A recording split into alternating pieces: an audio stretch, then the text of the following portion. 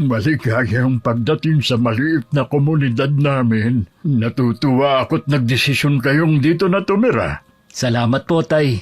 Gusto ko rin po kasing maranasan ang buhay probinsya. Marami po magagandang sinasabi si Bella sa lugar niyo. Tahimik lang ang lugar namin at mababait ang mga tao. Sana'y mga residente dito na nagtutulungan. Parang isang malaking pamilya tayo rito. Yun nga lang, malayo sa bayan. Pero abot na rin tayo ng kuryente dito. Siguro maninibago lang po ako pero makakasanayan ko rin ang buhay dito. Handa na rin pala ang bahay na titirahan ninyo. Nang sabihin sa akin ni Bella na dito kayo titira, sinabihan ko kagad ang mga gumagawa na bilisan para pagdating ninyo, pwede nyo nang tirhan. Paano? Maiwan ko muna kayo. May kailangan lang kasi akong gawin. Bella, ikaw nang bahala sa asawa mo ha. Asikasuhin mo sa maigi. Opo, Tay. Ako na pong bahala kay Ace. Ang bait talaga ng tatay mo. Hindi pa rin nagbagong pakikitungo niya sa akin mula noon. Naalala ko tuloy nung una kaming magkita. Akala ko talaga, napakasungit ng tatay mo. Maskad at masungit kasi itsura niya. Ayun pala, ubod ng bait. Naalala ko nga ang itsura mo noon. Kaya hindi tama na husgahan ng isang tao batay lang sa panlabas nitong anyo. Tama ka dyan. Nagpahanda si Itay kay Manay Lita ng pagkain dahil darating nga tayo. Kumain na muna tayo bago natin puntahan ang ipinagawang bahay ni Itay para sa atin. Kanina pa nga ako nagugutom eh. Hindi ko kasi alam na ganito kalayo ang lugar nyo. Di sana pala, kumain muna tayo sa terminal. Baka kasi gabihin tayo kung magtatagal pa tayo. Mahirap kasi ang biyahe papasok sa amin. Kita mo nga, ilang tricycle pa ang kinausap ko para lang maihatid tayo dito. Bakit nga pala ayaw nila maghatid dito sa inyo? Maliban kasi sa malayo nga, pagbalik wala pa silang mapupulot na pasahero. Kaya okay lang na mahal ang singil sa atin. Naawa din kasi ako Sa bagay nga. Ang dami naman putahing pinaluto ni Itay mo. Para naman piyesta. Ganun talaga, Ani Itay. Ngayon na nandito na tayo, makikita mo kung paano niya tratuhin ang mga tao, lalo na kapag mga bisita. Kaya nga lang, baka yayain kanyang uminom. Pwede ko naman siyang pagbigyan. Nakakahiyang tumanggi. Sa bagay, hindi naman masama kung paminsan-minsan. Gusto ko pa sanang ikutin tong lugar niyo kaso pagod na ako. Bukas na lang siguro. Siguradong makakatulog agad ako nito. Magpahinga ka na lang. May ibang araw pa naman Naging maayos naman ang 1 linggo naming pamamalagi sa baryo namin. Naging palagay din agad ang loob ni Ace sa mga taga ron at ang mga tao sa kanya. Kinausap din ako ni Itay sa dahilan ng pagtira namin doon. Sigurado na ba kayo na dito nyo na balak tumira ng asawa mo? Baka ako lang po, Tay. Balak po kasi na mag-apply sa isang cruise ship ni Ace. Tutulungan daw po siya ng naging customer niya sa restaurant. Inaayos lang po niya ang pagkuha ng mga papeles na kailangan niya. Saan bansa siya pupunta? Sa barko po siya mag-a-apply, kaya sigurado, iba't ibang bansa mapupuntahan niya. Maganda ba ang magtrabaho sa barko? Opo naman, Tay. Bartender din po nga applyan niya gaya ng trabaho niya sa Maynila. Ayos lang naman ba sa'yo na malayo sa asawa mo? Hindi nga po Kaya lang sabi po niya, sayang ang pagkakataon na ibinigay sa kanya. Tsaka mas makakaipon daw po kami kung sa barko siya magtatrabaho. Nakakalungkot nga na malalayo ka sa kanya, lalo bagong kasal lang kayo. Pero maganda ang plano niya. Alam mo, natutuwa ako sa asawa mo at may plano siya para sa inyo. Yun na nga lang pong iniisip ko. At saka, 2 taon lang naman daw siyang mawawala. Mabilis lang naman ang 2 taon Oo nga po. Tsaka nandito naman ako. Hindi ako maiinip sa paghihintay sa kanya. Mabuti din at naisip mong dito tumira. Mas gusto nga po ni Ace na dito po ako. Mas panatag daw po siya kung nandito ako malapit sa inyo. Napakaswerte mo sa asawa mo. Laging ikaw ang inaalala. Swerte po talaga ako sa kanya. Mula nga po nung maging mag-asawa kami, hindi nagbagong trato niya sa akin. Mabuti naman kung ganun. Kung sakali man na mawala ako sa mundong ito, magiging panatag ako. Si tatay talaga, binanggit na naman yan. Matagal pa po ang buhay niyo.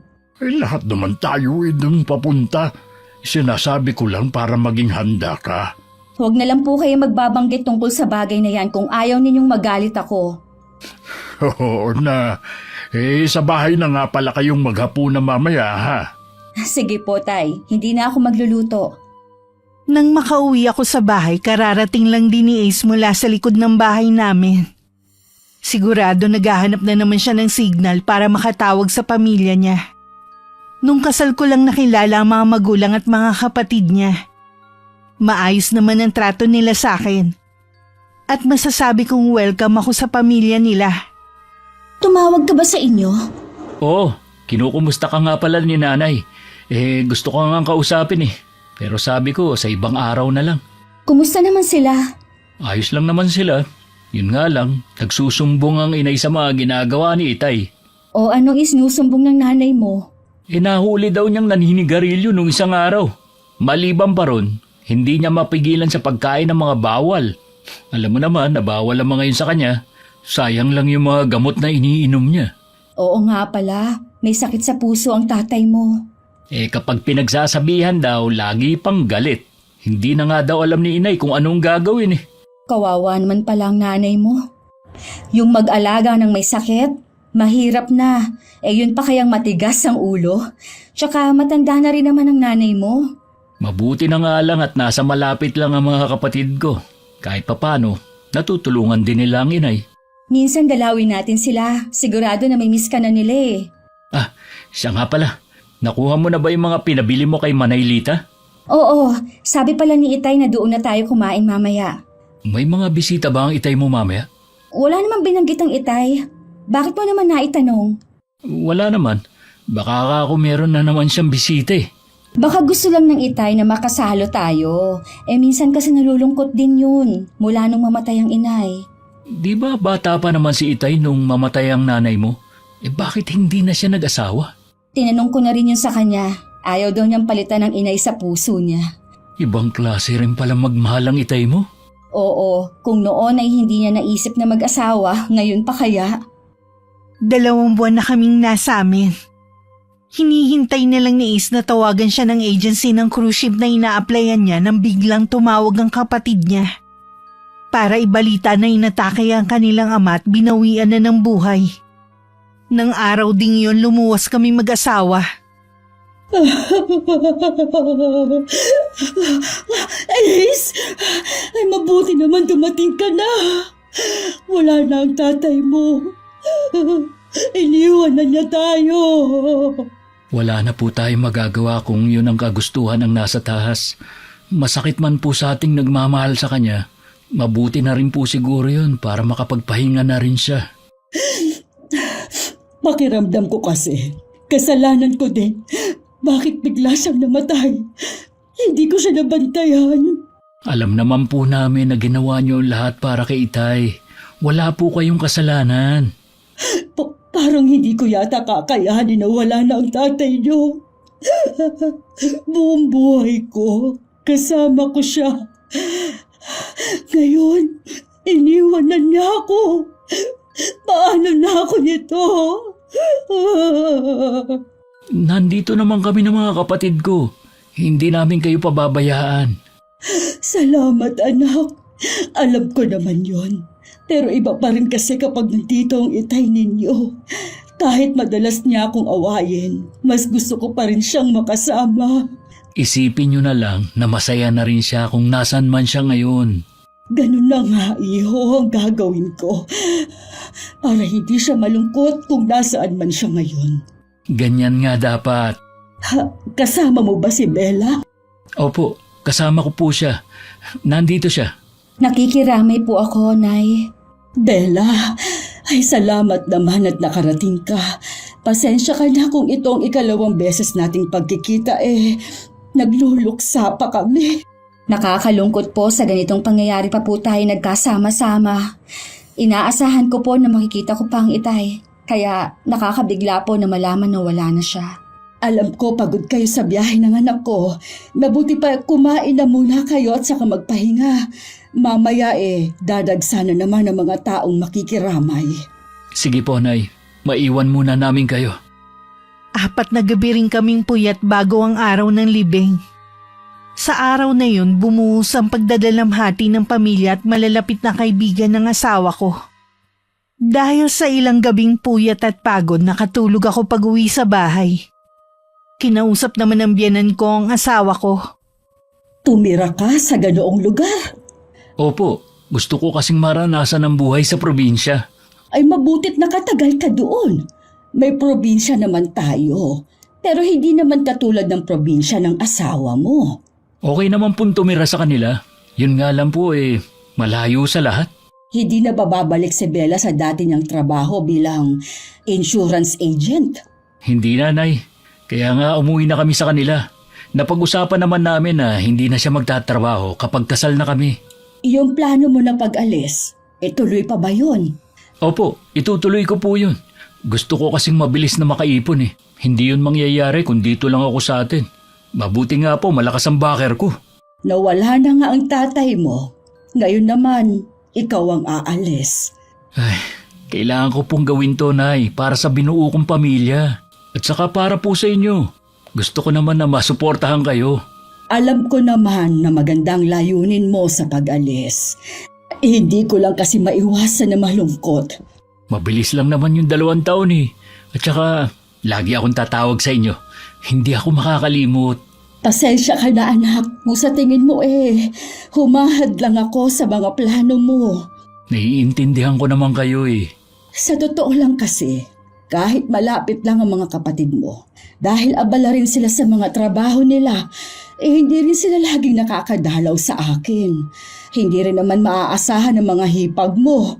Kung okay lang sa inyo, kakausapin ko si Bella na kung pwede, dumito muna para may kasama kayo. Talaga iho, gagawin mo yan. Hindi ba nakakahiya sa asawa mo? Mabait naman si Bella eh. Ganon din naman kasi. Maiiwan din siya mag-isa sa bahay namin sa probinsya nila. Sana nga pumayag siya. Kapag dito siya titira, asahan mong ituturing ko siyang tunay na anak. Kakausapin ko siya mamaya pagkagising. Salamat, iho. Lagi ka talagang maaasahan. Madilim na sa labas na magising ako. Agad akong bumangon at hinanap si Ace. Nasa kusina siya at iniinit ang mga natirang ulam. Ngumiti siya nang makita akong palapit. Balak na talaga kitang gisingin eh. Kanina ka pa kasi walang kain. Pasensya na kung napahaba ang tulog ko ha. Nasaan ang mga kapatid mo? Kanina pa sila umuwi. Ang inay naman, kanina pa nasa kwarto. Kumusta na ang inay mo? Umiiyak na naman kanina. Naawa nga ako na mag-isa na lang siya dito sa bahay. Di ba nasa malapit lang naman ang mga kapatid mo? Pwede naman nilang dalawin. May mga trabaho kasi mga kapatid ko. Siyempre, hindi naman nila uunahin na silipin dito ang inay. Mas makakabuti kasi kung may kasama siya mismo dito. Sa bagay nga. Tsaka matanda na rin ang nanay mo. Tapos namatay pa ang tatay nyo. Kailangan nga niya talaga ng makakasama. Yun nga napag-usapan namin kanina. Pwede mo bang samahan muna ang inay dito habang nasa malayo ako? Ha? Bakit naman ako ang naisip mo? Naisip ko kasi, mag-isa ka lang sa bahay natin kapag umalis ako. Baka pwede na habang naghihintay ka sa akin, dito na lang sa bahay ng mga magulang ko. Sige. Wala namang problema sa akin. Mabait naman ang inay mo Naaawa din ako sa kanya. Salamat ha. Sabi ko na nga ba papayag ka eh. Siguradong matutuwa ang inay nito. Kailangan ko rin muna palang umuwi sa atin para makapagpaalam kay Itay. Sasamahan na kita. Wag na. Kaya ko namang umuwi mag-isa Samahan mo na lang ang inay mo dito. Sigurado ka ba?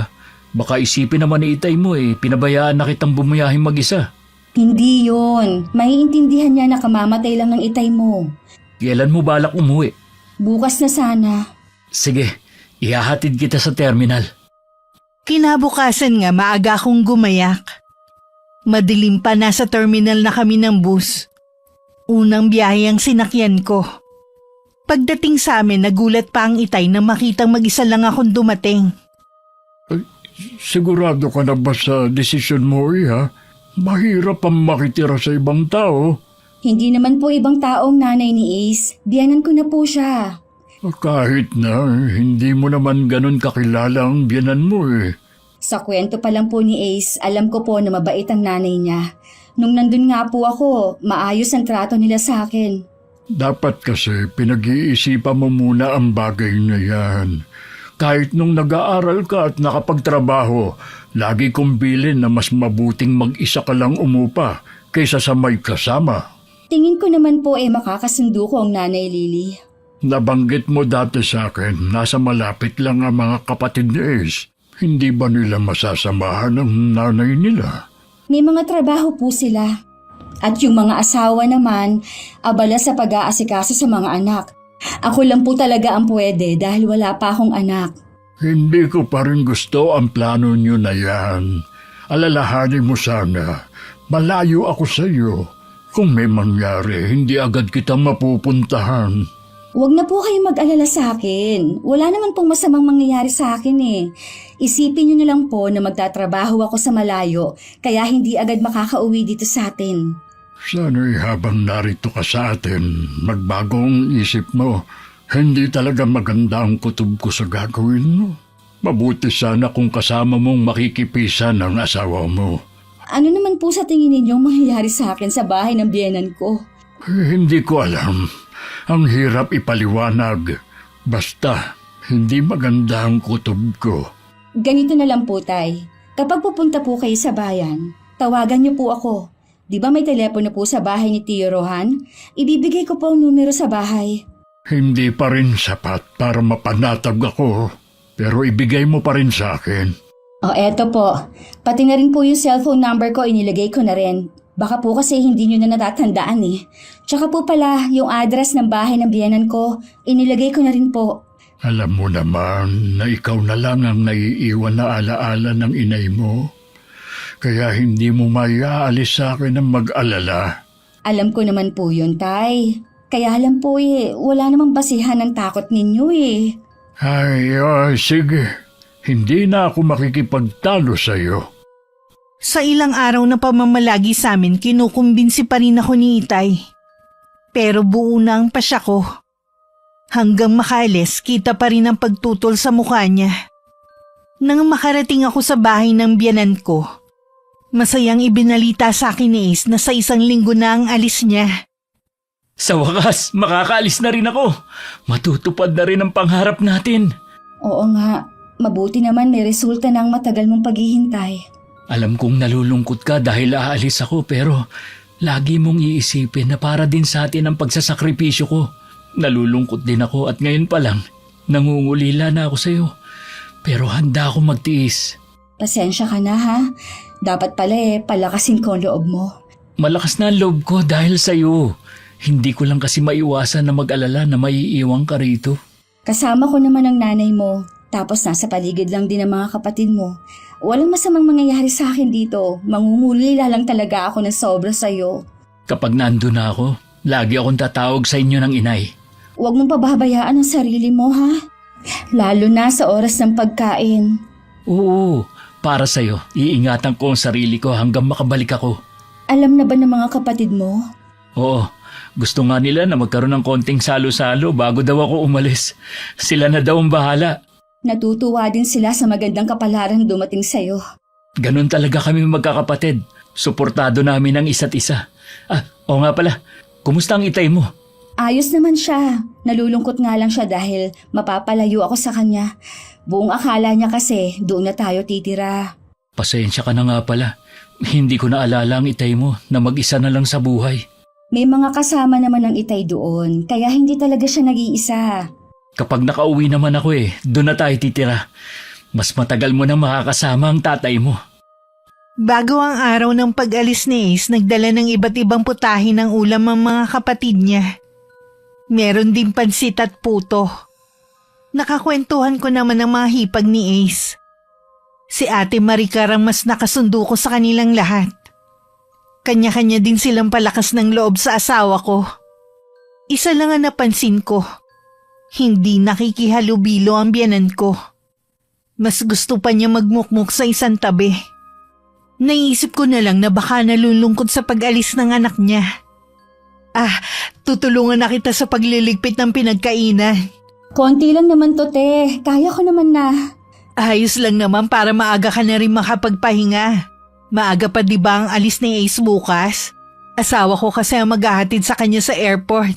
Salamat nga pala sa mga pagkain na dala nyo. Wala yun. Ganun talaga kapag may mga salo-salo ang pamilya. Laging nag-aambagan ng pagkain. Kaya nga ako nagliligpit na lang para yun ang pinakaambag ko. Wala namang kaso kung wala kang ambag na pagkain eh. Asikaso mo naman kaming lahat. Hindi katulad ni inay na para bang walang nakikita. Napansin ko nga rin na tahimik lang siya eh. Baka nalulungkot sa pag-alis ni Ace bukas. Tsaka kamamatay lang ng asawa rin. Buhay pa ang biyanan nating lalaki, pinamamalita na niya na mag-a-abroad yang si Ace. Kaya malabo na nalulungkot siya na paalis ang anak niya. Baka nga abot tenga na ang ngiti niya eh. Siguro kahit sinong magulang, matutuwa at ipagmamalaki ang anak. Katulad ni Ace, napakaswerte niya na makakapagtrabaho siya sa barko. Oo naman, swerte talaga si Ace. Naniniwala kong nakalaan talaga yun para sa kanya. Siya nga pala. Kailan ang balik mo sa probinsya nyo? Ha? Hindi muna ako babalik sa amin. Sasamahan ko muna ang inay dito sa bahay. Sigurado ka ba sa desisyon mo? Baka nabibigla ka lang. Oo naman. Nagpaalam na rin ako sa tatay ko kaya umuwi ako sa amin. Bakit parang hindi mo gusto na dito ako titira? Hindi naman sa ayoko. Gusto ko nga na sa malapit ka lang tumira eh. Magaan kasi ang loob ko sa'yo. Ang hindi lang kasi okay, yung dito ka titira sa bahay ng biyanan natin. May problema ba kung dito ako titira? Hindi ko alam kung paano to sasabihin pero sa tingin ko maling desisyon na pumayag si Ace na dito ka patirahin. Lalo kung naguluhan sa sinasabi mo, ate. Ano bang meron sa bahay na to? Walang problema sa bahay na to, kundi sa biyanan natin. Mabait naman ang inay ah. Mula nang tumigil kami dito, wala naman siyang ipinakitang masama sa akin. Sa bagay nga matagal na rin naman nangyari yun. Baka nga nagbago na rin siya at matanda na nga. Pwede ba te? Pakipaliwanag mo naman. Lalo tuloy ako naguluhan eh. Naku, mahirap Bella kung dito tayo magkukwentuhan. Baka marinig tayo ni inay. Matalas pa naman ang pandinig nun. Oo nga, nakakahiya nga kay inay kung maririnig niya tayong pinag-uusapan natin siya. Kapag wala kang ginagawa, punta ka sa bahay ha. Lagi lang naman ako nandun eh. Sige te, isa sa mga araw na to pupuntahan kita sa inyo. Bilisan na natin ang pagliligpit para makapagpahinga ka na. Naging palaisipan sa akin ng mga sinabi ni Ate Maricar.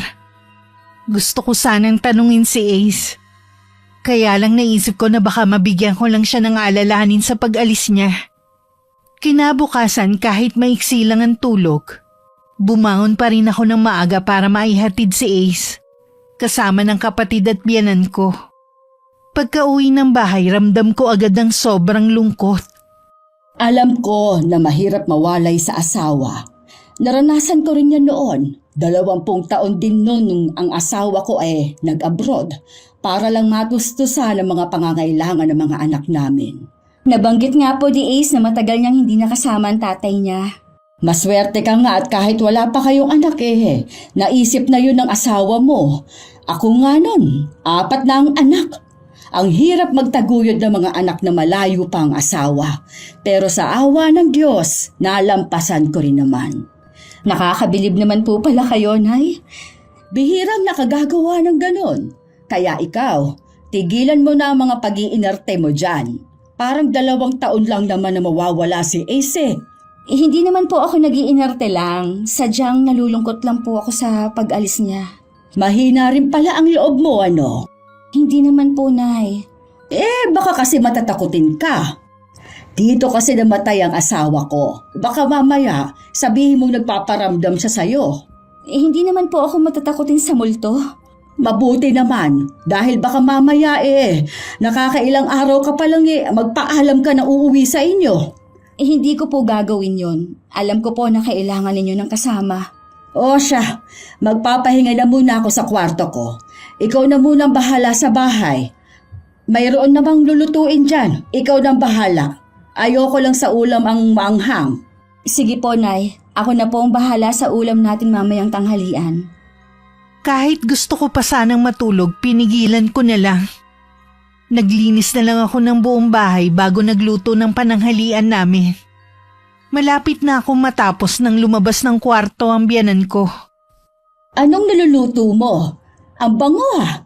Nilagyan ko po ng gata yung sinaing na tulingan. Sandali lang po ito at kakain na.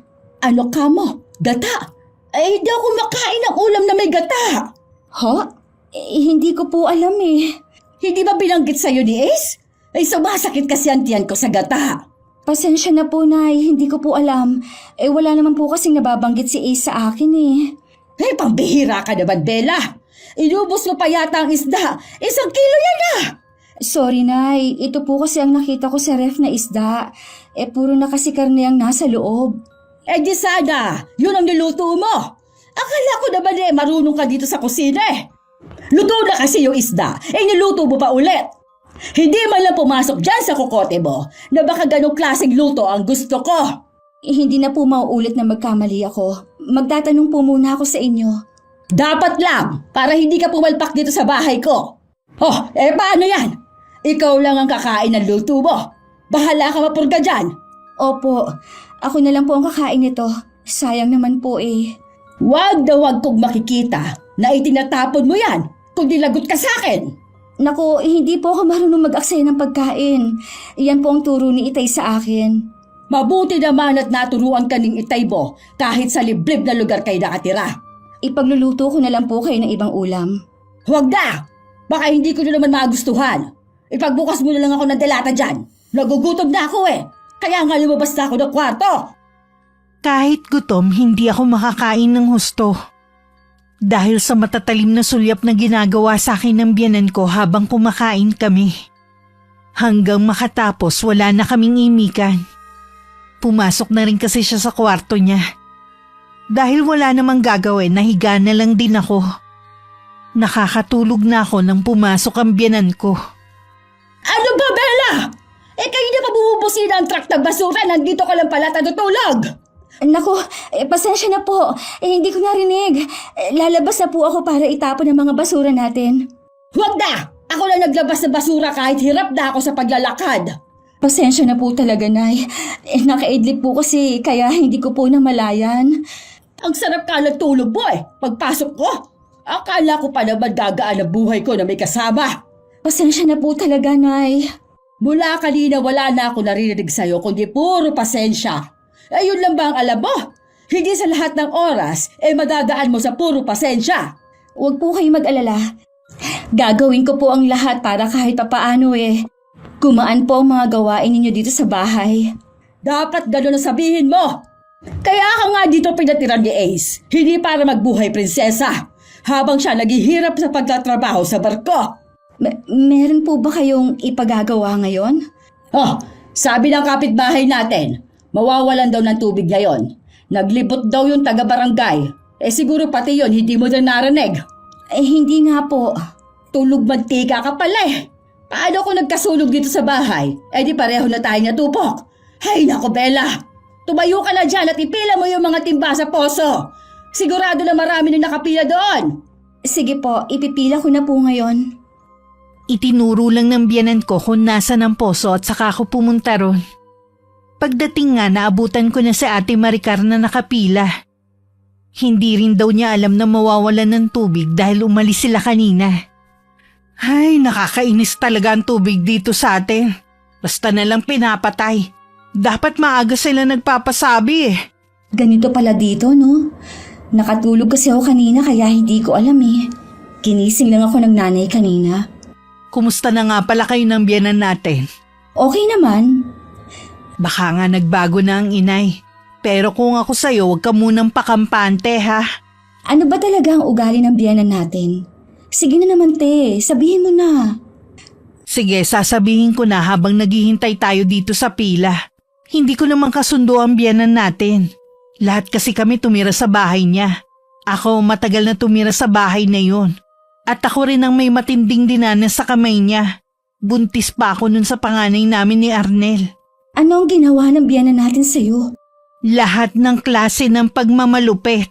Muntik na nga akong sunugin ng buhay eh. Palibhasa nga kasi, malayo nun ang trabaho ng asawa ko. Kaya nagagawa niya lahat ng gusto niyang kalupitan sa akin. Sa totoo lang kailan lang sila nag-aayos ng asawa ko. Sa dalawa nating bilas, ano naman ang naranasan nila? Ganun din. Pero palaban sila Ivy at Nerissa. Sinampahan nila ng kaso kaya medyo bumait nun. Pero sa naranasan namin, nakikipagplastikan na lang kami sa kanya. Alang-alang na rin sa mga asawa namin. Wala bang binabanggit sa'yo si Ace tungkol sa mga nangyari nun? Wala eh. Puro bukang bibig niya mabait ang nanay niya. Baka nga kasi nagbago na talaga ang inay. Tingin ko naman mabait na siya. Siguro nga dahil matanda na siya. Pero kahit nagbago na siya, ayoko nang tumira sa bahay na yun. Puro kasi masasamang alaala lang ang nandun Sana man lang binanggit sa akin ni Ace. Kahit ba matagal na yung nangyari at wala pa ako sa buhay niya. Ganun nga dapat at saka sana din. Hindi siya pumayag na pumisan ka sa nanay niya. Ay, wala na tayong magagawa. Nandito na Basta kapag may problema ka magsabi ka lang sa akin. Pumunta ka agad sa bahay namin. Salamat Alam kong maaasahan kita sa oras ng kagipitan. Ayoko lang kasing maranasan mo ang impyernong dinanas ko Alam mo ba, sinabi ko sa asawa ko na dyan ka nga titira, kahit siya tutol Sabi nga niya kapag nakausap niya si Ace, sisitahin niya kung bakit siya pumayag na maiwan ka sa nanay nila. Baka naman nagbago na ang biyenan natin. Mahirap kaya yung walang kasama, lalo na at patay na ang katuwang niya sa buhay. Dapat lang na magbago siya. Wala na kayang amor sa kanya ang mga anak niya. Bukod tanging si Ace na lang. Mabait talaga si Ace sa nanay niya. Hindi niya rin matiis. Hindi ko maiwasan na mainis sa asawa mo. Para kasi inilagay ka niya sa alanganing sitwasyon Alam mo bang tutol ang tatay ko na makipisan ako? Hanggang makaalis ako sa amin, kinukumbinsi niya ako na doon na lang sa amin tumira habang hinihintay si Ace. Ang mga magulang kasi malakas ang pakiramdam ng mga yan. Bigla tuloy akong naguluhan. Malibang sinuway ko ang itay, hindi kasi ako makatanggi sa pakiusap ni Ace sa akin Kapag pinakitaan ka ng hindi maganda ng biyenan natin, huwag ka na magpatumpik-tumpik pa. Umalis ka na agad sa bahay na yon. Ganun na nga ang gagawin ko. Yun ang itinanim ko sa isipan ko. Mas maigi nang ako na lang ang umiwas. Ayoko rin kasi na makarating yun sa itay ko. Kilala ko siya kung gaano katindi magalit. Nang mga sumunod na araw, palala ng palala ang trato sa akin ng biyenan ko. Bakit ang bilis maubos ng laman ng tangke? Wala pang isang buwan mula lang pakargahan ko yan Dadalawa lang naman tayo dito sa bahay para maubos agad. Hindi ko po alam, Nay. Hindi po kaya kulang sa laman? Uso po kasi yun ngayon na kulang ang karga. Ano kulang? Suki ko na mga yon, kaya imposibleng lokohin ako. Nambibintang ka pa? Baka naman ikaw ang may problema sa paggamit. Baka maya-maya ka nagsasalang. Matipid naman po akong gumamit. Bakit naubos agad? Aba, baka sa mga gastusin lang dito sa bahay na to, maubos ang pensyon ko. Para sa kaalaman mo, hindi ganong kalaking natatanggap ko buwan-buwan. Huwag po kayong mag-alala. Kapag po nagpadala si Ace, ako na po ang bahala sa mga gastusin dito sa bahay. Dapat lang, dahil hindi pa nakakabayad ng utang na loob si Ace sa pagpapalaki ko sa kanya. Obligasyon naman po ninyo na palakihin ang mga anak ninyo. Hindi po yun utang na loob na kailangan tanawin sa inyo ni Ace. Ano ka mo? Obligasyon ko? Hintayin mo na magkaanak kayo ni Ace at saka mo sabihin na hindi dapat tumanaw ng utang na loob ang mga magiging anak ninyo. Sisiguruhin ko po na hindi ko sila sisingilin sa pagpapalaki sa kanila. Hindi ko sila oobligahin na magbigay sa amin ni Ace. Parang ipinabumukha mo sa akin na mali ako Hindi naman po sa ganon. Kanya-kanya lang tayo ng paniniwala pagdating sa pagpapalaki sa mga anak. Hanggat nandito ka sa pamamahay ko, ang paniniwala ko ang laging tama. Hindi importante ang opinyon mo. Matuto ka makisama. Opo, alam ko naman po yun. Pakargahan mo na yung tangke para makapagluto ka na. O itong pera. Tahimik ko lang inabot ang pera at saka tumalikod na. Malapit ko ng pagsisihan na pumayag ako sa gusto ni Ace. 1 buwan na siyang nakakalis nang tumawag sa akin. Hindi ko napigilang banggitin ang mga sinabi ni Ate Maricar. Matagal na naman kasi yun nangyari. Magkakasundo na rin naman ang lahat. Na, dapat binanggit mo pa rin sa akin. Pasensya ka na kung hindi ko na nasabi sa'yo. May problema ba sa pagsasama niyo ng inay? Ang totoo niyan, medyo masungit na ang inay mo sa akin. Nawala na yung magiliw niyang pakikitungo sa akin mula nung umalis ka. Ramdam ko na ayaw niya sa akin. Kung uuwi ka sa inyo, hindi kita pipigilan. Ayoko naman na mahirapan ka dyan. Paano ang inay mo? Kakausapin ko na lang ang mga kapatid ko na tignan-tignan nila ang inay. Tsaka malakas pa naman siya eh. Gusto ko lang naman siyang samahan mo dahil kamamatay lang ni Itay. Pasensya ka na kung hindi na ako makakatagal dito. Natatakot din kasi ako sa mga sinabi ni Ate Maricar. Ayoko maranasan yun. Hindi mo kailangang humingi ng pasensya. Dapat nga ako mag-sorry sa'yo eh. Bakit nga pala iba ang boses mo? Sinisipon kasi ako eh. Nanibago ako sa klima dito. Uminom ka na ba ng gamot? Oo, huwag ka na mag-alala sa akin. Gagaling din ako. Kailan mo ba balak umalis dyan? Magpapaalam lang ako sa nanay mo at uuwi na rin ako sa amin. Kahit ano pa ang desisyon mo, susuportahan kita. Salamat at nauunawaan mo ko. Naging panatag naman ako pagkatapos ng pag-uusap namin ng asawa ko. Nahiga na rin ako maya-maya para matulog. Lingid sa akin, tinawagan din pala ni isang nanay niya. Huwag ka baniwala sa sumbong ng asawa mo. Nagsisinungaling lang ang babaeng yun. Kilala ko si Bella, hindi siya gagawa ng kwento lang. Ako, nanay mo, pero hindi ka naniniwala sa akin. Ano klase kang anak? Kahit ayoko, pinakiusapan ko ang asawa ko para samahan kayo. Dahil alam ko na hindi ko pwedeng asahan ang mga hipag ko. Maayos ang trato ko sa asawa mo. Maniwala ka sa akin. Alam niyo ba, Nay? Maayos ang trato sa akin ng ama ni Bella nung nandun ako sa kanila. Nakakahiya naman na malalaman niya na hindi maganda ang trato niyo sa anak niya. Nag-iisang anak lang si Bella ng tatay niya. Hindi naman yun malalaman ng tatay niya kung hindi siya magsusumbong. Hindi ko siya pwedeng pigilan sa gagawin niya. Ay, ewan! Bahala lang nga sa buhay niyang asawa mo. Masyado naman siyang maarte. Dapat sa kanya, hindi muna nag-asawa kung hindi pa siya handa na makisama sa biyenan niya. Marunong naman po makisama ang asawa ko. Kailangan niyo lang maging mabait sa kanya. Sige, ipagtanggol mo pa ang babaeng yon. Inay, gusto ko lang po na maging maayos ang pagtira dyan ng asawa ko. At saka nakakatulong naman siya sa inyo, di ba? Sige na, tsaka ka nilang tumawag. Masyado ng gabi dito. Inaantok na rin ako. Nay, Sige na, baka mahal na rin ang babayaran mo. Bye na. Kahit marami pang gustong sabihin si Ace sa nanay niya, wala na rin naman siyang nagawa nang patayan na siya ng cellphone. Kinabukasan nagulat ako nang madatnang nasa kusina ang biyanan ko. Nagluluto na siya ng almusal namin. Matamis din ang ngiti niya sa akin. Ako na lang po magtutuloy ng pagluluto ninyo. Ako nang bahala rito. Magtimpla ka na lang ng kape mo. Bakit nga po pala maaga kayong nagising ngayon? Gusto ko kasi na makabawi sa'yo. Alam ko na hindi maayos ang naging trato ko sa'yo nitong mga huling araw. At sana maintindihan mo ko. Nangungulila pa rin ako kasi sa pagkabatay ng asawa ko. Naguguluhan pa rin ako kaya parang nag-iiba ang ugali ko. Naiintindihan ko po ang pinagdadaanan ninyo. Sana iha, wag mo nang ituloy ang plano mong pag-alis dito sa bahay. Nakikiusap ako sa'yo. Nagkausap po ba kayo ni Ace? Oo. Sinabi nga niya na aalis ka ng araw. Ayoko lang po kasi ng gulo. Kung hindi niyo po gusto na nandito ako, aalis na lang po ako. Huwag kang mag-alala. Magiging maayos na ang trato ko sa'yo. Kaya din siguro ako nagiging masungit dahil sa dami kong nararamdaman sa katawan.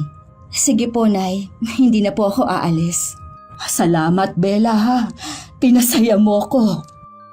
Niyakap pa ako ng biyanan ko sa sobrang saya niya. Nang mga sumunod na araw, naging maayos naman ang trato sa akin ng biyanan ko. Wala akong kamalay-malay na puro paninira na pala ang ginagawa niya sa akin sa mga kapitbahay namin at sa ibang tao. Kaya ako lang nalaman dahil sa bilas ko. Mabuti naman, dumalaw ka rito. Halika, pasok ka. Binubunot ko ang mga damo kasi malapit na magtag-ulan. Sinadya na talaga kita dito dahil alam kong wala ang biyanan natin. Sana hindi kita naabala. Hindi no, natutuwa nga ako dahil dinalaw mo ako eh. Hindi kasi ako makapunta sa inyo. Maliban kasi sa maraming gawain, lagi pang masama ang pakiramdam ni inay. Pasok muna tayo. Wag na, dito na lang tayo mag-usap. Baka biglang dumating ang inay. Mamaya pa ang dating niya. Pagkatapos daw niya kasing magsimba, dadaan pa siya sa doktor niya. Alam mo ba kung anong sakit niya? Ang sabi lang niya, dahil daw sa katandaan kaya ang dami na niyang nararamdaman sa katawan. Siguro hindi ka rin naglalabas ng bahay, no? Kaya wala kang alam sa pinagagagawa ng biyanan natin. Pinapakaba mo naman ako sa sinasabi mo. Masyado ka kasing seryoso eh. Kakabahan ka talaga sa sasabihin ko sa'yo. Baka nga panginigan ka pa ng laman sa galit eh.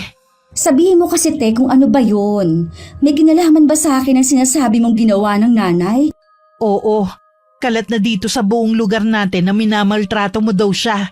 Hindi mo daw siya pinapakain sa sarili niyang bahay. Inaalila mo pa daw siya. Hindi yan totoo. Ako ang gumagawa dito sa bahay dahil ayoko siyang pagawain. Marami kasi siyang dinadaing sa katawan eh. Maniwala ka sa akin te. Hindi ko magagawa ang mga sinabi niya. Naniniwala ako na hindi mo yung magagawa. Pero marami nang naniniwala sa biyanan natin. Dinadaan ba naman sa iyak eh? Bakit niya ginagawa sa akin to? Mula na dumating ako, pinakisamahan ko siya na maayos.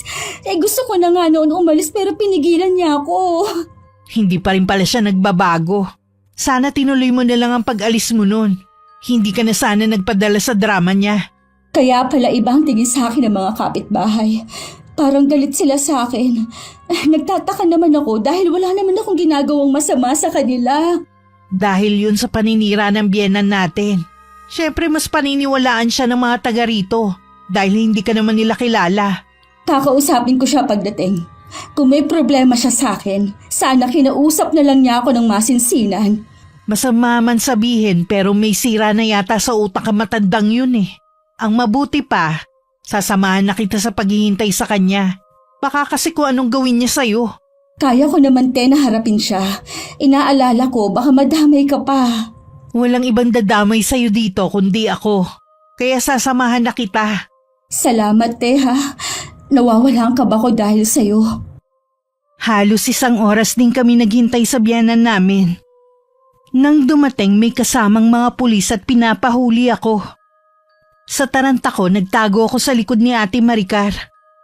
Pilit naman niya akong pinoprotektahan laban sa 2 pulis na gustong humuli sa akin.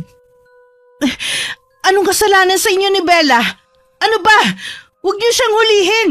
Huwag ka nang mangialam pa, Maricar. Kung ayaw mo pati ikaw madamay! Nay, ano po ba ang ginawa ko? Bakit po ninyo ako pinapahuli sa mga pulis? May gana ka pa talaga magtanong. Wala kang utang na loob. Pagkatapos kitang tanggapin dito sa bahay ko, kasamaan pa talagang igaganti mo. Sana hindi na lang ako pumahayag sa kagustuhan ng anak ko.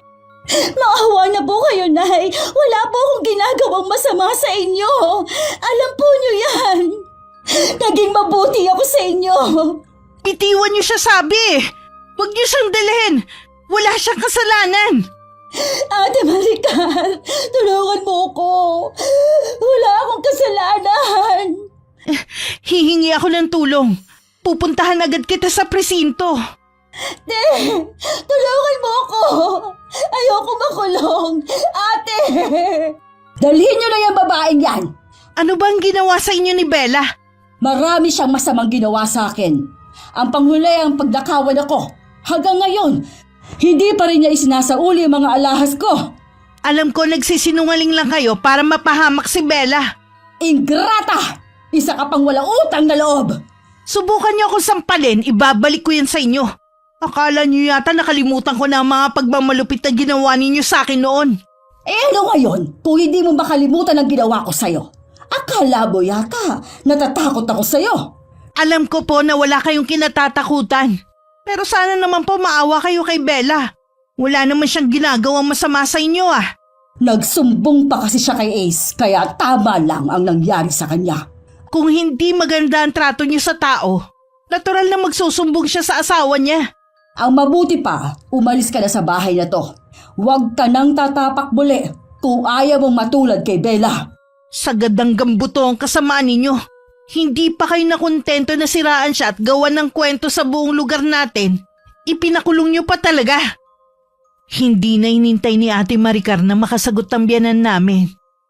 Nagmamadali na siyang lumabas ng bahay para humingi ng tulong. Pero ni isa walang tumulong sa kanya maging ang kapitan. Ako pa ang sinisisi nila kung bakit ako pinakulong ng biyanan ko. Nang wala nang maisip na lapitan, dinalaw niya ako sa presinto. Mabuti naman pinuntahan mo ko. Akala ko hindi ka nasusunod. Sinubukan ko kasing humingi ng tulong eh. Ni isa walang gustong tumulong sa'yo. Sirang-sira ka na sa lugar natin kahit hindi naman nila alam ang totoong pangyayari. Gusto ko na umalis dito. Sa Lunes ka pa daw pwedeng magpiyansa eh. Teka, bakit may mga pasaka? Sino may gawa niyan sa'yo? Hayaan mo na lang, te. Baka lumala pa ang kaso ko. May pamangkin palang pulis sa biyanan natin. Oo nga, baka dun siya humingi ng tulong. Tinatawagan na nga ng asawa ko si Ace eh. Gusto ko na makalabas. Tulungan mo ako, te. Natatakot ako dito. Kahit sino naman matatakot. Kaya lang wala rin ako alam kung paano ka makakalabas ngayon. Marami na nga kinausap ang asawa ko eh. Puro Lunes pa ang sinasabi nila. Kung ganun, magtitiis na lang muna ako dito. May isang pabor sana akong hihilingin sa'yo. Tawagan mong itay ko sa probinsya namin. Ibibigay kong numero niya. Pagka-uwi sa bahay, tatawagan ko siya agad. Siya nga pala may oras ang dalaw. Ayaw na nga akong pagbigyan kanina eh. Nakiusap lang talaga ako. Salamat te sa pagdalaw. Kapag natawagan mo ng itay, magiging okay na rin ako. Kakausapin din namin ng inay kung maaaring iurong na ang kaso. Wala ka naman talagang kasalanan eh. Hayaan niyo na lang te kung hindi niyo na siya makukumbinsi. Matindi na talaga ang galit niya sa akin. Kahit wala naman akong ginagawang masama. Iniisip ko lang din ang asawa ko. Nanay pa rin niya kasi yun. Kung hindi, masasagot ko talaga ng bongga ang biyanan natin. Paano ba kita mapapasalamatan sa pagtulong mo sa akin? Wala pa nga akong tulong na nagagawa sa'yo eh. At saka hindi mo kailangan magpasalamat. Kahit kanino gagawin ko to. O paano? Uuwi na ako ha? Babalik na lang ako bukas. Pagdating ni Ate Maricar sa kanila, agad niyang tinawagan ng numerong ibinigay ko. Hindi niya mismo nakausap si Itay. Nagbilin na lang siya sa nakausap niya tungkol sa akin. Nang mga oras na yung kausap ng biyanan ko si Ace. Totoo bang sinabi ni Kuya Arnel? Paano niyo yun nagawa kay Bella? Walang kwenta ang babaeng yon. Malikot ang kamay. Pinagdakawan niya ako. Hindi yun magagawa ng asawa ko. Tsaka paano kayo magkakaroon ng mga alahas? Matagal nang naibenta ang mga yun na magkasakit si Itay. Bahala ka kung ayaw mong maniwala. Basta ipinakulong ko ang babaeng yon. Hindi pa rin pala kayo nagbago. Malupit pa rin kayo sa mga nagiging manugang nyo. Pagkatapos kayong pagmalasakitan ni Bella, ito pa gaganti nyo sa kanya. Anong klase kayong ina? Huwag mo akong mapagtaasan ng boses. Anak lang kita. Hindi kita dinala ng 9 na buwan sa sinapupunan ko para lang sagutin ako ngayon ng dahil sa babaeng yon. Ngayon, alam ko na kung bakit ayaw ng mga kapatid ko na tumira kasama kayo. Sobrang sama nyo pala talaga. Uuwi ako at magpapakalayo-layo na kami ng asawa ko. Sasayangin mong ibinigay sa iyong pagkakataon na makapagtrabaho sa barko nang dahil sa probinsyana mong asawa? Naloloko ka na nga! Walang silbi ang sakripisyo ko dito kung nakakulong naman ang asawa ko dyan. Kalimutan mo na ang babaeng yon. Marami ka pang masigit sa kanya na makikilala dyan. Isang malaking pagkakamali lang si Bella sa'yo. Sa ayaw at sa gusto ninyo, uuwi ako. Kung ako sa inyo, iurong nyo na ang kaso kay Bella. Mula nang makilala mo ang babaeng yon, naging matigas na ang ulo mo. Akala ko pa naman iba ka sa mga kapatid mo. Hindi na kasi tama ang ginagawa ninyo. Hindi na makatao. Mabuti pa ang ibang tao. Mas nagmamalasakit sa akin kesa sa inyong mga anak ko. Hindi kasi nila alam ang totoo. Nakikiusap naman ako sa inyo, maawa na kayo kay Bella. Hindi ako maaawa sa babaeng yon. Dapat nga, sa akin kayo maawa Kung talagang mahal niyo ako, makikinig kayo sa pakiusap ko sa inyo. Hindi ko gagawin yan. Kung hindi ka lalayo kay Bella, malamang siyang lalayo sa'yo. Baka kapag dumating ka dito, wala na siya. Napakasama ninyong ina. Bakit kayo ganyan sa akin? Sa aming magkakapatid? Hindi ko kayo mapapatawad kapag may masamang nangyari kay Bella sa kulungan. Hello, Ace! Hello! Binabaan talaga ako ng bastos! Walang nagawa kundi magngit-ngit na lang sa galit ang biyanan ko. Ilang sandali lang nakarinig siya ng doorbell sa may gate. Sa pag-aakalang mga kapitbahay niya agad siyang nagbukas. Ganun na lang ang panlalaki ng mga mata niya na makita ang itay na nakatayo sa harapan niya. Balae! Ay, anong ginagawa mo dito? Totoo bang nasa kulungan ang anak ko? Ha? Paano mo naman nalaman? At saka diba, nasa probinsya ka? May tumawag, nasa kulungan daw si Bella dahil pinakulong mo. Anong kasalanan ng anak ko? Oo. Maraming masamang ginawa ang anak mo mula nang tumira siya dito. Ninakawan din niya ako, kaya ipinakulong ko siya. Hindi magnanakaw ang anak ko! Hindi ko siya pinalaki para maging masama! Huwag kang sumigaw sa harapan ng bahay ko.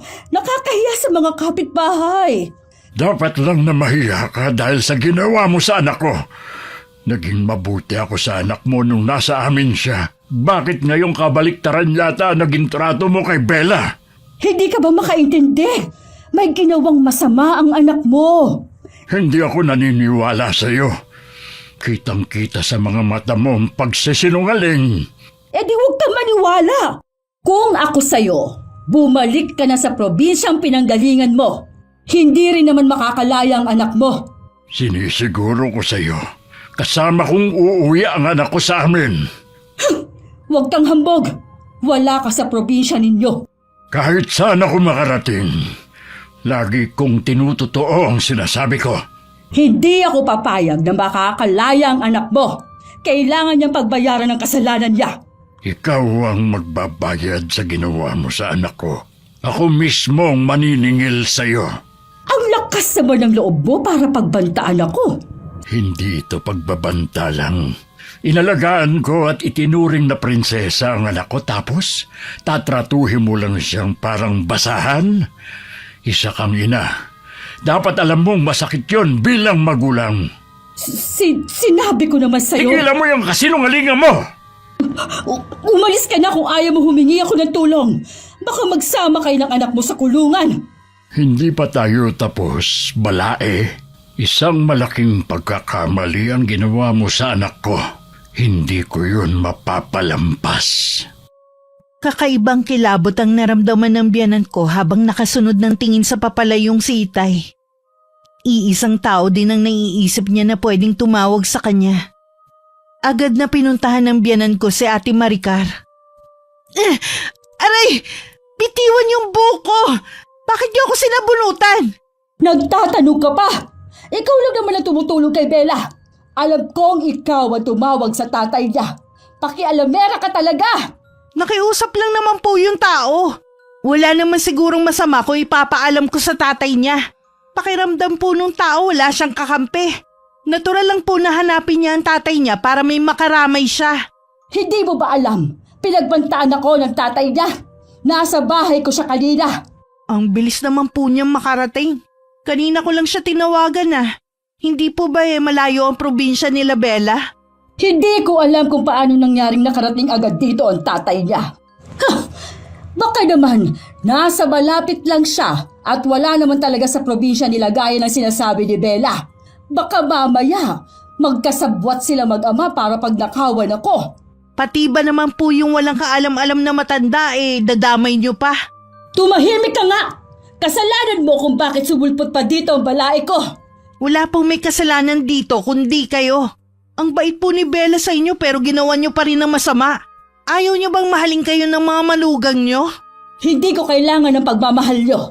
Kayo ang umagaw sa mga anak ko. Wala na po talaga kayong takot sa karma.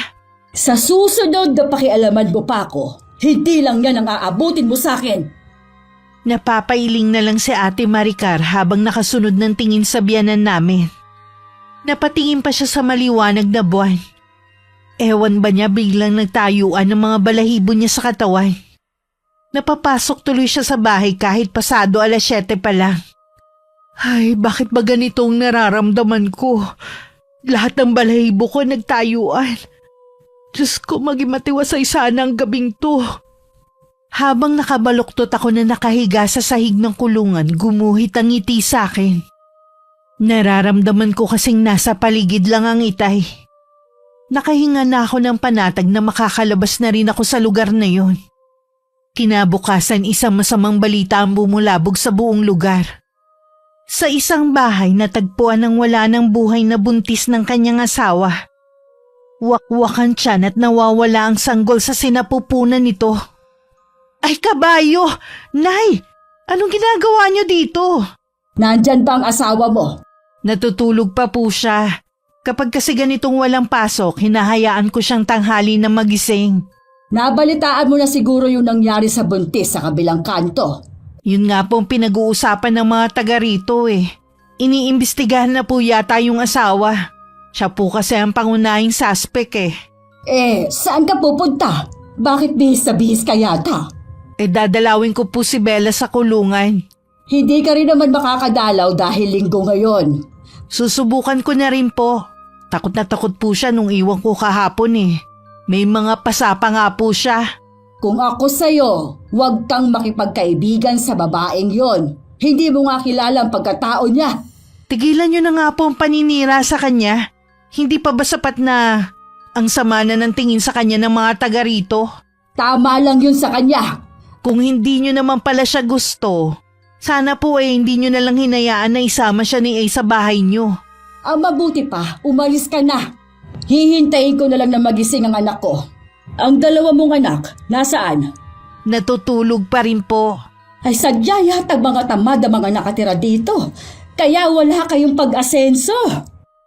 Hindi na lang pinatulan ni Ate Maricar ang biyanan namin. Umalis na siya para dalawin ako. Nang mga oras na yun, kasalukuyan kong kausap si Itay. Sorry po, Tay. Hindi ako nakinig sa inyo.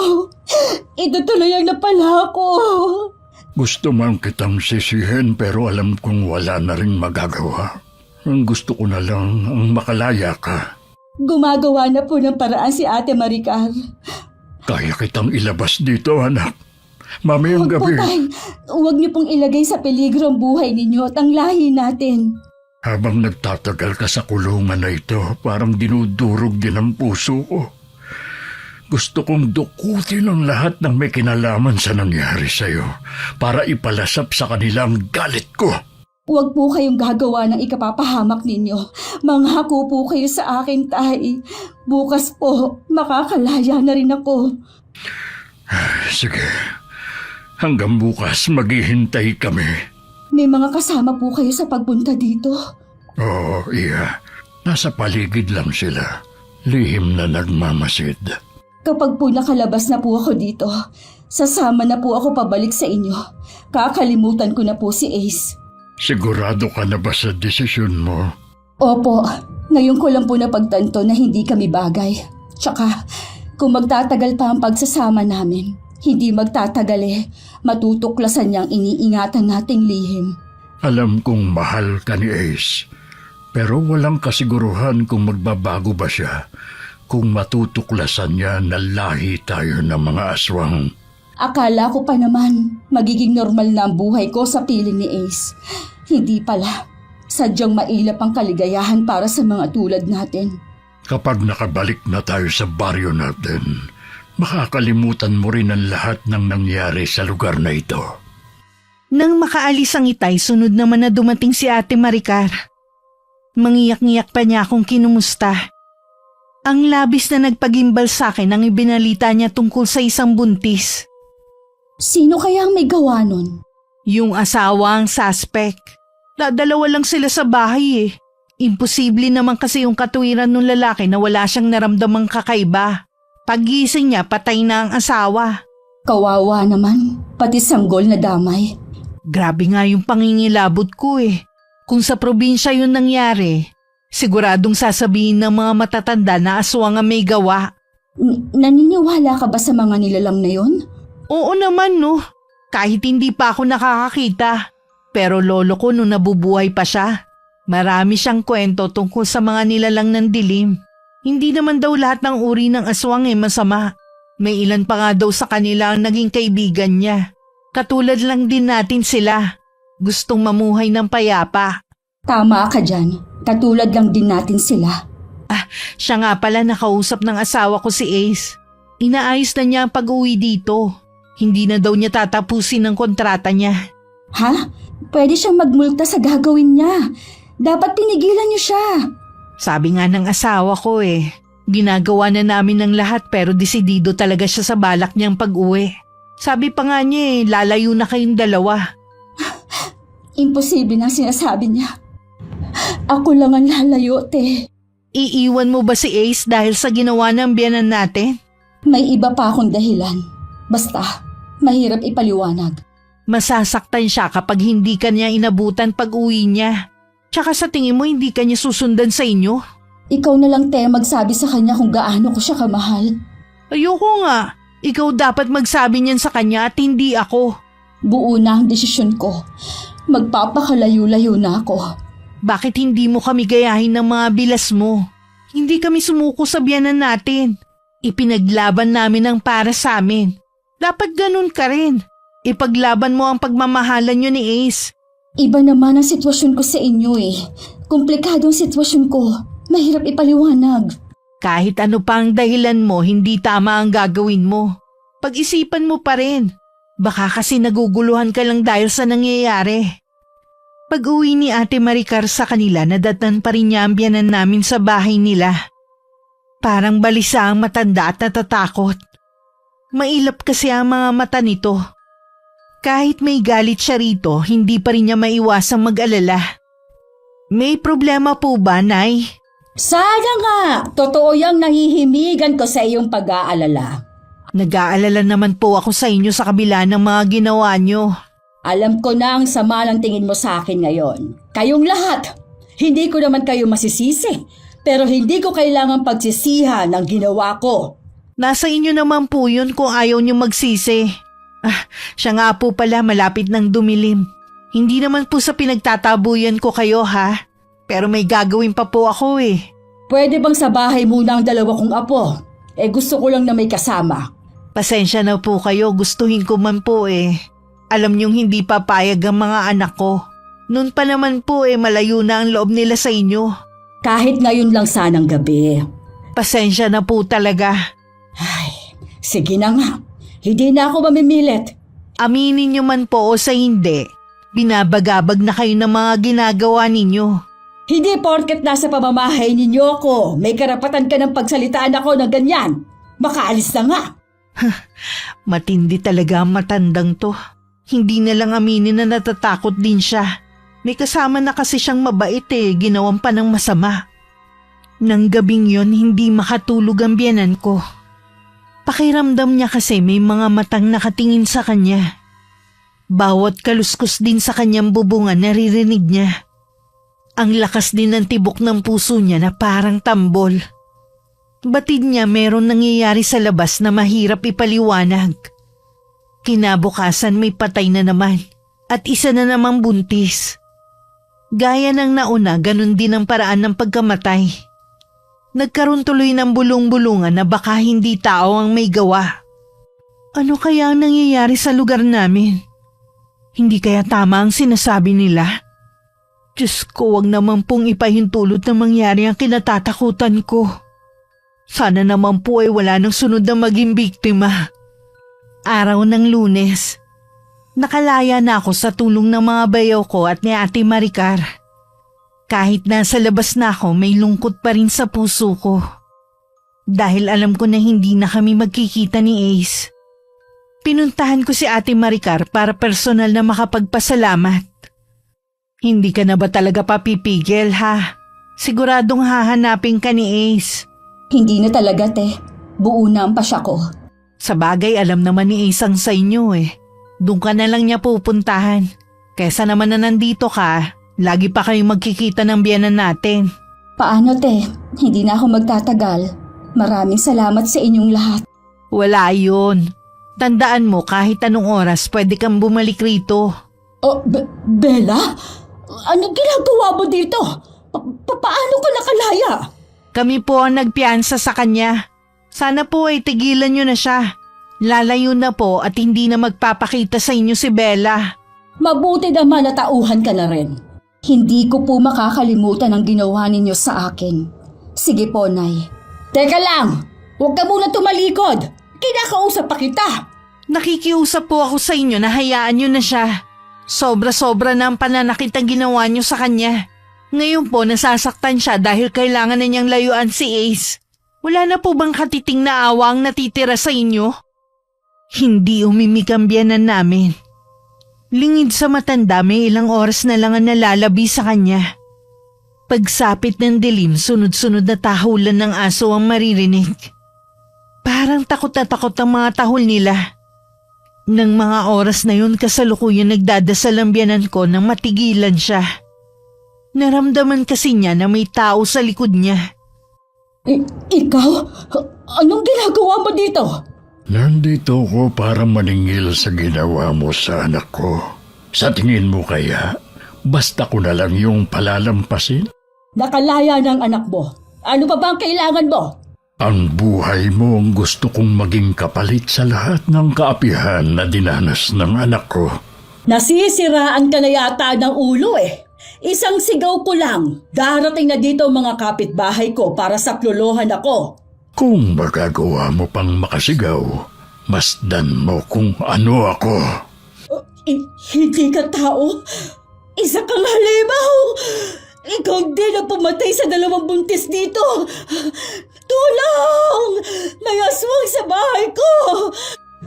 Tulungan niyo ako, mga kapitbahay!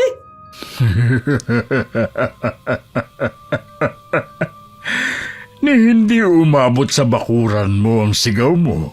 Marahil ay dahil sa matinding takot na nararamdaman mo.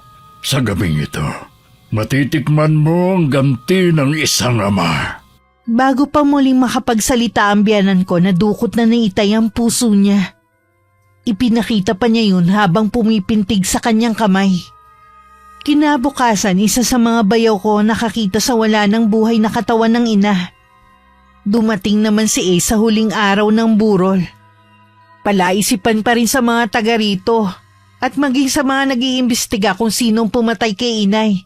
Galit daw kasi ang gumawa nito at parang hindi tao. Ipasa Diyos na lang natin ang pangyayari at sa mga pulis. Mahuhuli rin ang salarin na yon. Hindi ko alam kung paano to sasabihin pero nung gabing mamatay ang inay, may nakita silang napakalaking aso na galing sa bahay niyo. Nakakatakot daw ang anyo nito dahil sa matatalim ng ngipin at mapupulang mata. Sabi nila baka daw aswang yun. Naniniwala ba kayo na meron talagang aswang? Lahat kami kumbinsido na aswang ang may kagagawan nun kay inay. Lalo na sa paraan ng pagpatay sa kanya. Hindi ko alam kung anong paniniwalaan ko.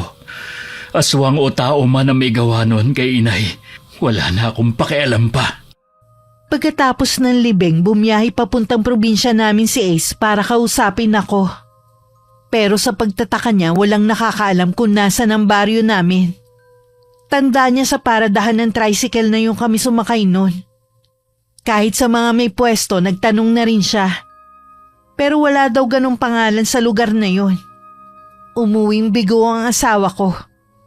Napaka-imposible naman yata. Buti sana kung hindi ka nang galing doon. Matagal ka rin naman tumira sa baryo nila. Yun na nga eh. Pero nagtanong-tanong na ako. Hindi lang sa mga tricycle driver doon. Sa lahat ng mga nakita kong tao.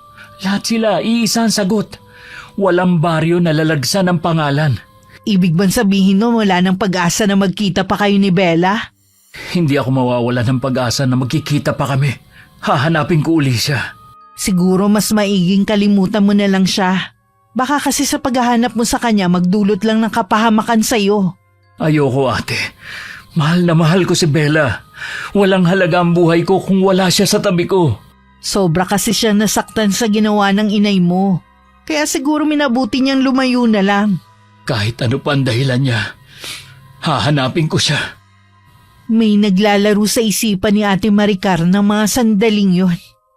Pero minabuti niyang itikom na lang ang bibig.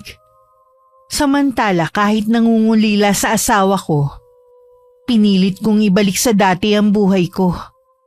Para malibang sa baryo namin, Tinuruan ko ang mga bata sa amin na magbasa at sumulat. Dalangin ko na sana mahanap na ni Ace ang babaeng higit niya mamahalin kesa sa akin. Wakas. Okay, shoutout po tayo. Shoutout po sa Mamado family na laging nakikinig. Hello kay Rosalina Bugayong from Singapore. Hi kay Regine Laban Galang from Gaya-Gaya, San Jose, Bulacan. Hello kay Ermarmi sa Blad. Hi kay Juliet Peñaranda from Singapore. Hello kay Mujahid Mandadalaytani. Hi kay Henmar Garcia from Pampanga. Hello kay Jonalyn Novales at sa anak mong si King. Hello kay Gisa Nicole Velasco from San Roque, Cubao. Hi kay Ami Yong from Malaysia. Hello kay Marisa Santiago from San Ildefonso, Bulacan. Hello sa Amorin family. Hello kay Nelsie Mandani de la Vega. Hello po sa mag-asawang Arlene Turquisa at Homer Canyaveral. Hello kay Romblas I from Samar. Hello kay Roma Reyes at sa mga anak mong sina Kim at Ses ng Montalban, Rizal. Hi kay Amante Lucas Jr. from Kuwait. Hi kay Shera Vasti from Hong Kong. Hello kay Frederick Gana-Gana. Hi kay Rowena Bernaldez na laging nakikinig. Hi kay Heidi De La Cruz from Las Piñas.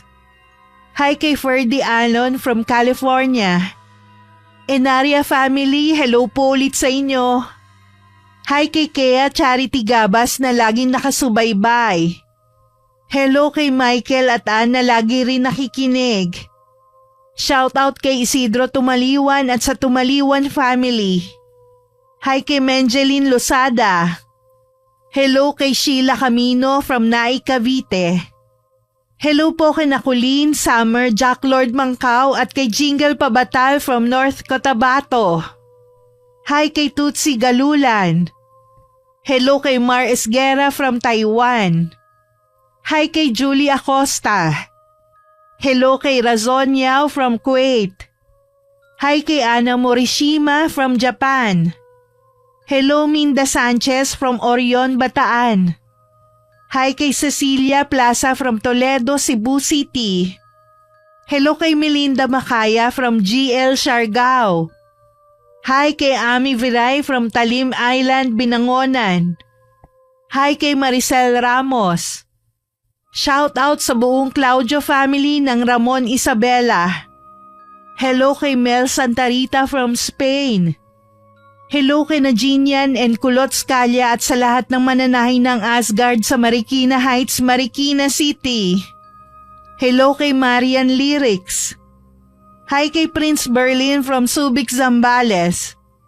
Hi kay AJ Dan from Island City of Samal. Hello Danica Dulnuan from Iligan City. Hi Michelle Manuge from San Fernando, Pampanga. Hello kay Roland Cardano at sa buong Cardano family. Hi kay Henry Sarmiento from Bagong Barrio, Caloocan City. At hello kay Carlene Pedong from Catarman, Northern Samar. Maraming salamat po sa pagsuporta nyo at pakikinig. Hanggang sa susunod, ingat, God bless.